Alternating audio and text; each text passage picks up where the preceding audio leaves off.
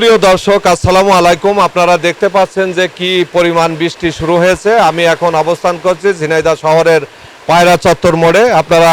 আপনাদের ক্যামেরার চোখে দেখাতে চাই যে দেখেন কি সুন্দর বৃষ্টি। এই বৃষ্টির কারণে এই যে মাঠে যে ইরি বড় আবাদ, কৃষক পড়েছে মহাবিপাকে। তারা কেউ ধান গুছাচ্ছে, কেউ ধান বাঁধছে, কেউ ধান পলিথিন দিয়ে ঢেকে রাখছে। কৃষকের দুর্দশার শেষ নেই। এবার কৃষক এই ধান নিয়ে মহাবিপদে পড়েছে।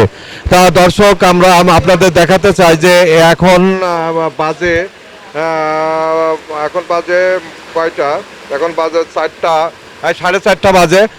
দেখতে পাচ্ছেন যে আকাশে ঘন কালো মেঘে ভরপুর এবং বৃষ্টি ছড়িয়ে ছিটিয়ে বৃষ্টি পড়ছে এই পায়রা চত্বরে।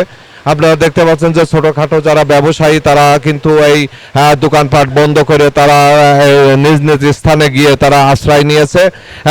ছোট ছোট যানবাহনগুলো সেগুলোও চলছে না এই বৃষ্টির কারণে। এর আগে ঝড়ো হাওয়ার সাথে বৃষ্টি চলছে, এই কারণে এই ছোট ছোট যানবাহনগুলো চলছে না। দেখতে পাচ্ছেন আপনাদের পায়রা চত্বরের অবস্থা। তা দর্শক, এই ছিল আমার কাছে বৃষ্টির সর্বশেষ। আসসালামু আলাইকুম।